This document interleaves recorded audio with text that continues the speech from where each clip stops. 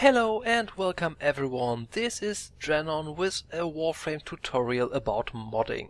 In this video I would like to show you how modding actually works and what the few things are that you have to look out for when you mod, because there's a few things that you have to watch, especially when you're modding the elemental damage on weapons. As for the mods themselves, I've already showed you kinda how many there are when I was talking about the codex and the mod console, and I showed you how to fuse mods to make them stronger when I was talking about the mod console itself in another video.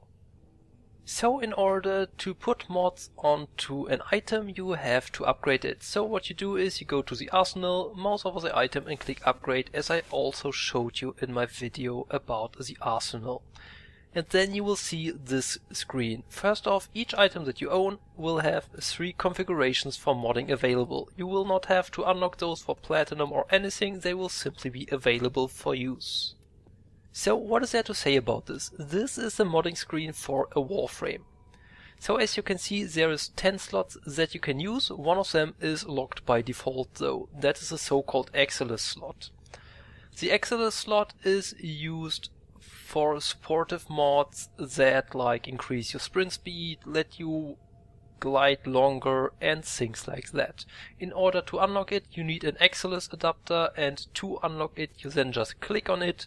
The game will ask you if you want to fuse the Exilus adapter to add the Exilus mod slot to the Warframe, and when you click OK, the mod then will be unlocked for only this Warframe, but it will be permanently unlocked.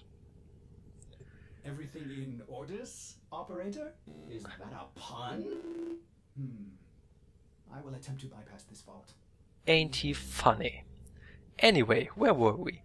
So, left of the Exilus slot is another special slot for a Warframe, which is a so-called aura slot. And this one is important for 2 things. Let me start with the mod capacity. So, your Warframe's capacity depends on its rank. That goes for other items as well. Usually an item has 1 capacity for each rank, which makes a total of 30 capacity at rank 30, but as you can see, my Warframe here has a capacity of 60. So you might wonder, why is that? Well, the reason is fairly simple. I installed an Orokin reactor in my Frost Prime. So when you go to actions, you can install the Orokin reactor with this option here, which will essentially double your mod capacity. So for a fully ranked rank 30 item, that means that you have 60 capacity available. But there's a way to get yet more capacity, or to get more than 30 capacity when you have not upgraded your frame with a reactor. And that goes for melee weapons as well, though that's another kind of mod that you use there, and I will get to that when I get to the melee weapon modding. So let's have a look at the auras. You can, as with most other things that have so many items in Warframe, switch to a different kind by just changing to another item here in the top bar. So let's have a look at the auras for now. Those can only go into this top slot, and there is nothing else that can go in there, so you cannot put another mod other than an aura there. So what you notice is, when you look at a normal mod, is that at the top right it has a number. This number is the capacity cost of that mod. When you now look at the auras, you see a little arrow pointing up right next to them. That means that this mod will not decrease your capacity, but it will give you extra capacity. So let's go to the right to my fully ranked up auras, and let's for example take the rifle amp, and you can always see the other upside of an aura.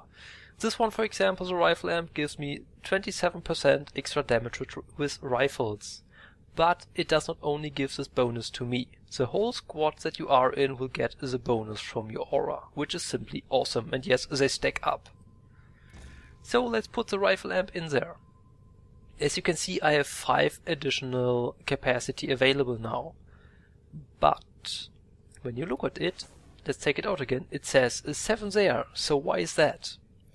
That is the first important thing about modding, the polarities. Each of the mods, as you can see, next to the number in the top right corner has a symbol. This symbol is the polarity. The available polarities you can see down here. It is the Madurai, which is kinda a V, the Vazarine, which is a D, the Naramon, which is a line, and the Xenoric, which is kinda like a double fang if you want. Those are the 4 different polarities available for mods. And those are really important as to where you put your mod on this field. Because if the mod actually has the same polarity as the slot you put it in, it will only cost half the capacity. If you put it into a wrong slot, it will actually use up more capacity than it usually would.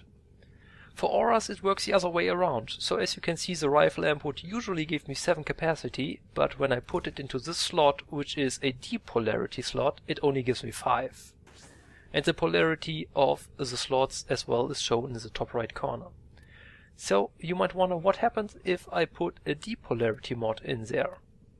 So let's take rejuvenation, because this thing gives us health regeneration, which is simply awesome. It gives us 7 capacity.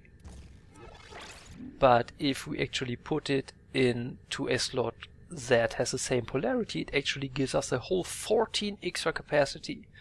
So that makes 74 capacity available for my Orokin reactor upgraded Frost Prime, which is really, really good and is quite a lot. So that is for the auras, and I recommend every new player to get an aura as soon as they can. Auras are usually given out as alert reward, and initially it does not really matter which one you get. It does not matter if it's a rifle amp, a physique, an energy siphon or whatever. Just see that you get one as soon as you can, because even an unranked frame that already has some starting capacity, which will really help you to get things started and will make the first missions with an unranked frame so much easier. So let's have a look at the other mods. First, there is those augment mods, which I talked about in the video about the syndicates. They change your abilities around, and yes, those as well have to go into one of the 8 bottom slots. So for example, if I would want to put the Chilling Globe augment onto Frost Prime, which would give his Snow Globe a 50% chance to freeze an enemy that steps inside it, I would just drag it here, and then another 9 capacity are used. So my free capacity now is only at 65. Let's go further down the list. An Exilus mod, which I want to show you. Yes, you can put the Exilus mods in the bottom part, so you do not need the slot up here if you want to use one of those mods. You can just put them down here. But you cannot put another mod into the Exilus slot, because that's not the point of it. The point of it is that you can put any of those mods in there, which have like just nice passive supportive upgrades. One of my personal favorites is Handspring, because it just lets you get up quicker if you have been knocked down. And I'm talking about like within half a second you will get up again, which is simply amazing. So all the other mods contain various attributes. You can more or less say that the Murderai mods are offensive. There's stuff like Rage in there that converts taken damage into energy, Continuity, which increases your power duration, Intensify, which increases your power strength, Provoked, which increases your damage while you are bleeding out, which is one of the probably most useless mods in the game in my opinion, because it's based on you getting downed, which is not a great tactic if you ask me. So the V polarity mods are kinda for the offensive. The D polarity mods are for the defense for the most part. There's things here like the rare Nightmare Vigor mod, which increases both your shield and your health, Redirection, which will increase your shield capacity by up to 440%, Vitality, which will increase your health by up to 440%, and so on, Antitoxin for toxin resistance. As you can see, a lot of mods that increase your defensive capabilities. So what do those mods actually do? Let's install a redirection. So I've now put the redirection into the depolarity slot, so it only uses half the capacity. Usually it would use 12, now it only uses 6. And you can see here to the left, my shields raise immensely, which is already great. What you can also see is that my health is showing 780 to 300. Why is it showing that, you might ask? Well, the reason is it only always shows you the difference between what you had previously selected and what you have now selected. So if I were to go to config A, you can see on the left it shows what I would have with my previously selected config, which would be config C. And it also shows me that my health in this case would go up, as well as my power and my power duration and my power efficiency and all those nice things. And if I go back to config C, it will show me the other way around, all those things will go down. Which is just for a quick nice comparison between things. Now to have a clear view of all of this, let's go back real quick and go to upgrade again, so that we have now the display based on our previously selected configuration config C. So this is what we currently have. So let's again go to the Polarities and install a Vitality. So it immediately shows you this will increase my health from 300 to 660, which is really not bad at all. And that is pretty much how it works for all the other mods. For example, if I were to put in an Intensify mod, it immediately shows me that my power strength goes up from 100 to 130%. And this is how it works for all the mods, and this is how you can mod your frame depending on what mods you have available and depending on what you want to do with it. Because there is certain builds for each frame that require you to up the duration as much as you can, the efficiency, which is the energy cost in combat, the range and the strength. It really depends on your frame and how you use it. And what you also quickly notice is there is way more mods than there are slots, which is important because this way you can actually customize your playstyle quite a bit. So after the frame, let's have a look at the modding of primary and secondary weapons. Both of them are similar, except that the mods are named differently, but for the most part they do the same thing. So it's again the same. There is 8 mod slots available for a primary and secondary weapon. Some of them have polarities, some don't. And what I did not mention earlier is you can actually add extra polarities on the slots, which though will reset your item to rank 0. And you do that by going to the actions, then choose polarization, which will use up 1 forma, and then you choose the slot that you want to change the polarity of, and you can freely choose between the 3 available polarities, and then you click apply. Doing that, as I said, will reset the item to rank 0, but it will add an extra polarity to it. So for weapons, there's one thing that is important to note. For one, of course, there's mods that generally increase the damage. For normal rifles, for example, that is the Serration mod. One thing that I want to say right away, it is possible that those basic damage increasing mods will be removed at some point because, and I totally am with the devs here, they reduce build variety. Because obviously a mod that flat out increases your damage will be in every build possible, so they are looking for ways to remove that. The other mod that's fairly essential for every firearm in the game, so for all range weapons, is the multi-shot mod, which gives you the chance to fire 2 projectiles instead of 1. In case of rifles, that's the split chamber mod, I will put it in here as well. And what you can immediately notice is my damage goes up fairly significantly. So the Serration, for example, would increase my slash damage to 14, and if I add the split chamber to that, it goes up to 26.6. Again, there is a change very likely to come soon, which will not only increase your overall damage with multi-shot, but multi-shots then will also use additional ammo, which is not the case right now.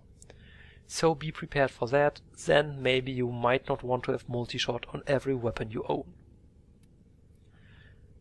This, though, is not the important thing about modding weapons. First off, you can see that I am currently on the Soma Prime. It has 3 different damage types showing here: impact, puncture and slash. Each of those can be increased on its own if you have the right mod. For example, the Crash Course mod was given out during an event, increases my impact damage by 120%. Fanged Fusilade does the same for slash damage, and Piercing Caliber does the same for puncture damage. Since all of those are percentage increases, you can already see that some of them might not even make sense. For example, on the Soma Prime, putting Crash Course on there for increased impact damage would be a waste of capacity and a mod slot, because the impact damage is really low to begin with. The only thing that really would make sense is to up the slash damage for the Soma Prime, but that is not what you usually would do. Because there is a whole set of other damage types here, and the game actually shows it right now below it, elemental combinations. Elemental combinations are gained when you put two mods with elemental damage onto the weapon. For example, let's take this one, Cryo Rounds adds 90% extra cold damage. And as you can see, it shows me right away it will add 47.9 cold damage to the weapon in this configuration, which is a fair bit. Also, what you might notice, it uses the sum of the 3 physical damages as base. So the physical damages always determine how high your added elemental damage will be. This includes though the mods that increase only one of the physical damages. For example, let me add a slash damage mod, and you will see that the cold damage will not increase by that. So the slash damage increased, the cold damage did not. So in order to maximize your elemental damage, you need the basic damage mod and the multi-shot on the weapon. Aside from that, elemental damage is the way to go. So in general, there's 4 elements to use. There is cold damage, fire damage, toxin damage, and electricity damage. Those though can still be combined to new elements. How do you do that? Well, you just put another mod with a second element onto the weapon. So cold plus heat damage is blast damage, which has a nice effect of knocking down the enemies. So yes, each of the damage types has a different effect on the enemy. Cold slows down, heat will set them on fire and thus first do damage over time and also takes them out of combat for a while. Toxin will do damage over time, and electricity will shock them for a bit and render them incapacitated. As I already said, blast damage will knock them over, but there's still more. How do we find those? Well, let's add the Infected Clip and the Stormbringer to it. So just adding the Infected Clip right now adds toxin damage and leaves the blast damage untouched. And when I now add Stormbringer to that, we will have blast damage, which is a combination of fire and ice, and corrosive damage, which is a combination of electricity and toxin. Corrosive damage, you can maybe guess it by the name, will reduce the enemy's armor. The question is now, how do you get another combination? Let's pull the Infected Clip down here. Still the same. Well, let's try maybe putting the Hellfire down here into the second row. All of a sudden we have gas and magnetic damage. How did that happen? First off, gas damage again does damage over time. Magnetic is really good against shields, it just hammers them down really quickly. But the question remains, how did this change? Well, as you can see here, magnetic combines cold with electricity and gas combines heat with toxin. So the way the combinations of damage mods work is it goes from left to right. So imagine the first slot here numbered with 1, then we have 2, 3, 4, 5, 6, 7, 8. And the game will always combine the 2 elements that are next to each other. So let me pull the Infected Clip right here between the Cryo Round and the Stormbringer. Suddenly I have yet another set of damage here. I have now radiation damage, which is lightning plus heat. So it combines those 2 electricity, sorry, not lightning. And viral damage, which is cold plus toxin. So this is one thing why it is important where you put mods on your weapons. And it's also the reason why it is important that down here under actions you can swap the polarity of 2 slots. Because in order to get elemental effects, it's actually important where on the roster your elemental damage mods are. And this is really the most important thing to know about weapon modding. That aside though, as for which element to go for, it is mostly a case of what are you up against. I showed this in the Codex video. Different enemies are resistant and vulnerable to different damage types. which is exactly why I want to play around with that a bit, and which is exactly why I gave you 3 configurations so that you can switch them in an instant and don't have to go through your whole mod collection, which will get bigger by the time as you play the game, believe me. So, as I already said, primary and secondary weapons work the same, so let's have a look at melee weapons. Melee weapons have a total of 9 slots, and that goes for all melee weapons. The bottom 8 are the same as for the primary and secondaries, so you have basic damage increasing mods, you have mods that increase the various physical damages and all the elemental damages, faster attack speed and all those nice things. But there's also the mod here at the top. This mod slot is used for the so-called stance mods, and those do 2 things for your melee weapon. One is they enable melee combos for you, depending on the stance that you install. The stances are always weapon lock. For example, in this one here I can only put the Vulpine mask, which is used for rapiers. For staffs there is currently, for example, 2 different mods, so you can install either of them. What is again important is you can see there is an arrow up to it, so yes, a stance not only gives you access to melee combos, it also increases the capacity of the weapon. So when I install the Vulpine mask into the Distracer, it gives me another 10 capacity, giving me a total of 70 capacity for the weapon. Also, I can right away look at the combos that I can then use in the game. The standard melee button is E, and you just use various combinations of E in order to do the different attacks. And some of those combos are really awesome. And this is really the only difference between modding a melee weapon and modding your primary and secondary weapons. The stance slot up here. Last but not least, I would like to have a look at our companions, because those are sorta based on an, I do not really want to say old system, but it is a system that Warframes used to work on as well. Because for your companions you actually have to equip their abilities in order to use them. It was the same with Warframes, but they removed that in order to increase the modding variability and also give you all skills available at all times. So where are those skills to be found? They are here under the Precept polarity. For my Sahasa Kubrow here, it's the skills Dig, Ferocity and Scavenge. And if I do not install those, the Kubrow will not be able to do any of those. For the Sentinels, this is particularly important because if you do not install an attack mod for them, they will not be able to attack. But that aside, it really all works the exact same way. You have the mod capacity costs shown, and then you just install them, and then you get the result. Notable for Kubrows is that their health, armor and shields are linked to your own. So if you increase any of those mods, they are all called linked armor, link health and link shields, they will actually take your shields, health and armor as base for the Kubrow's values as well. I can really quickly show you that with link health. Let's put link health on my Sahasa Kubrow. It will increase its health to 1306.